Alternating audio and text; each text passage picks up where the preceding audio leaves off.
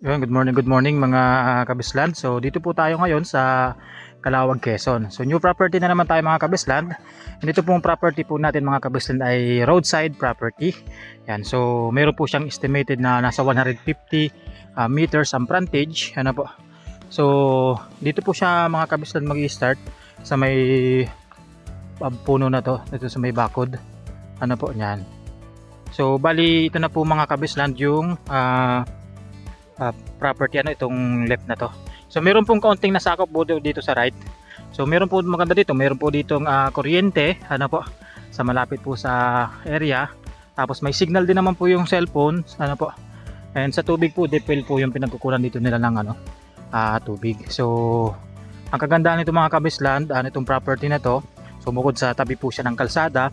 So nag-drive lang po kami ng mga 1.5 kilometers simula po sa National Highway. Ano po, so mga 10 minutes drive lang po yun. So yun po ang magandahan dito mga kabisland. So medyo overlooking din po siya. So ito po mga kabisland, kasama na po itong bahay na to, itong sa bilihan. So yan na po yung parang ano nila dito, parang tinambakan nila yan, tapos yun sa kanila ginawa ng bahay. So sakop na po yan. Tapos sa part na po na to, may sakop din po dito, yan, dito sa part na to. So dito mga kabisland sa ano na to, itong kalsada na to, bali hili po siya, tapos sa ibaba yung kapantayan. Yan. So kaya mura lang naman din po ito ibinebenta. Kasi ganun po yun niya, yung structure ng lupa. So ganito po siya, medyo matarik lang po ito mga kabisland. Yan. Yan po siya. So ganyan po yung kalsada niya, tapos dito medyo matarik lang ng konti mataas-taas po siya, po. Pero na doon po yung daanan niya. May daanan po siya doon. Tapos kung mapapansin po ninyo, doon po sa part na yon, halos kapantayan naman na po siya. Po. So yun dito sa part na to, kasi kalsada po, kasi ang kalsada po dito ay pakurba ay. So yung pagdating po doon sa unahan doon, may nasako pa rin po na konti sa kalsada. May mga fruit bearing trees, may mga puno po ng niyog, po. So medyo yung iba pong niyog sakto lang, pero yung iba naman po medyo matataas. Hanggang doon sa mangga na yon. So hanggang doon po pala ito sa mangga at mga kabisland, doon sa part na yon, sa unahan na yun. And so may mga fruit bearing trees po siya. So mamaya po subukan po natin bumaba mamaya. So yan po siya. Ang kalsada po dito mga kabisland, under construction pa din, po. Yan, so mga may mga cemented, may mga rough road. Tulad po nito, ganito po yung pagka rough road lang naman niya. Tapos may mga part naman siya na cemented na ganito siya. So pasok naman po kahit mga Toyota Vios, kasi malapit lang naman din. Malapit lang din naman po pala to sa National Highway. So dito mga kabisland, medyo halos kapantayan pa rin naman to. Itong taas dito. Actually may pinagbahayan nga dito, So bali tatanggalin lang tong malaking umbok na to. Yan. So pwede na rin kayo dito ulit tayo ng bahay. So pagdating naman dito sa part na to, medyo palusong na po siya. Po yan. So actually pwede tayo ditong dumaan sa pababa. So medyo hili siya dito mga kabisland, po. Pero sa ibaba naman po, yun, halos kapantayan. So ito mga kabisland, pababa kami dito. Yan, oh. Yan po siya mga kabislan, mga puno po ng niyog. So yan po yung kalsada. So konting ano pa dito. Ano pa? Sa town proper mga kabislan, mga 30 to 45 minutes ang layo po nito. Kasi ang town proper po kasi ng Calawag is medyo nasa part na po siya ng dulo ng ano ng municipality nila. Kaya yun.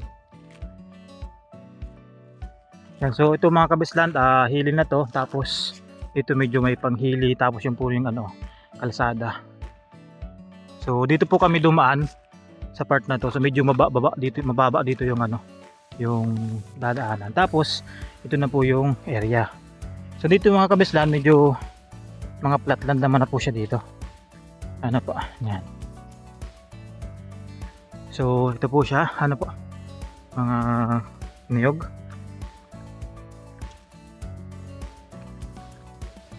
Ito, halos pantayan na po siya. So ang kagandahan nito mga kabislan, meron na itong cadastral map. Ano, so makikita naman po ninyo kasi ito po ay manamana na rin ng mga magkakapatid, pero ito po ay nakamana na doon kay ma'am sa nagbebenta, ano po. So pantayan na po siya dito sa baba. Yan, ang ganda. Yan, so ito yung mga nyog, ano po, so medyo madami lang po siyang mga sukal-sukal na ganito, pero yan, pwede naman po yung ulingin, ano, itong mga maliliit po na kahoy-kahoy na yan. So para malinisan. So yan po mga kabislan, mga nyugan na yan, kasako pa po yan. Dito, papunta dito. Yeah. So yung itaas po nito mga kabislan, sa part niyan, nandiyan pa rin po yung kalsada kasi nagkurba po yung kalsada eh. So ito po, pwede po sa paghahayupan, napakaganda. So halalagyan lang talaga natin ng bako din. Kasi mga ano po yan, oh, mga Carabao grass din po yan. Ang ganda po nito mga kabislan, ano? So meron naman kayong pagbabahayan po sa part ng itaas. So dito sa baba, ayan, talagang halos kapantayan din naman siya. So may mga bagong tanim din po na niyog, ayan po. So may mga nakaabang na po siya. So 3 hectares po ito mga kabislan. So kung gusto po nyo makita ito mga kabislan, pa-schedule lang po kayo ng tripping. So message lang po kayo sa aking YouTube channel. Pero mas maganda, direct po kayo sa aking Viber, sa aking WhatsApp. Call text po kayo sa aking cellphone number, ano, lalagay ko rin po yan dito. Tapos yon sa aking Facebook account, ano po, yan, pwede po kayo na mag-contact sa akin.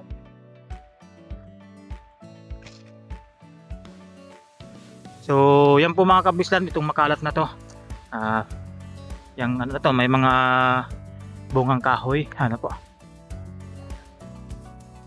Ang ganda naman po mga kabislan. So medyo materik lang talaga yung tabi po ng kalsada, ano po.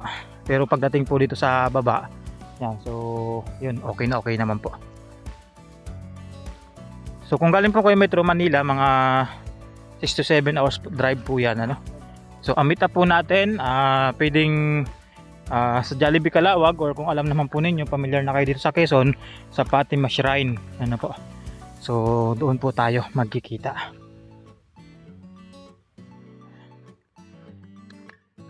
So yung ganito mga kabislan, inuuling yan dito. So isa po sa mga pinagkukunan po kasi ng income dito sa Calawag, Quezon is yung pag-uuling. So uling ng bao and ng nyog, and itong mga uling po ng mga kahoy-kahoy na yan. So medyo masuka lang siya, and dito po ay medyo pataas po siya, no? Pero maganda po ito mga kabislan. So tingnan po natin dito sa bandang itaas pa. Yung bahay po kanina mga kabislan na pinakita ko sa inyo, yun po yung bahay po nung isa sa mga nagbebenta.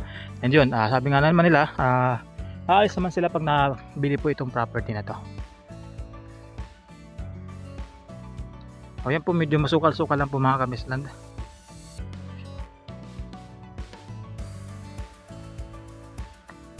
So, ito po siya, no? Madami po siyang tanim na nyog.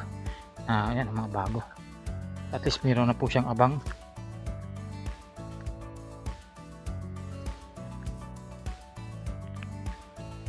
Ganda po nito.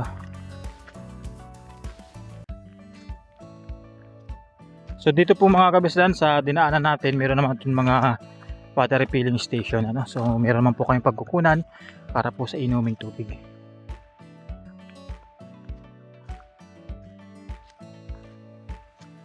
Yan. So yun po yung kalsada niya mga kabislan, pantay na yun.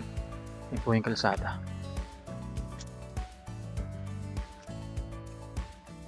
Yun po siya, no? So marami rin po siya mga tanim na nyog. Kaso nga po ay medyo masukal lang po yung ibang part. Ayun po siya, yung mga tanim.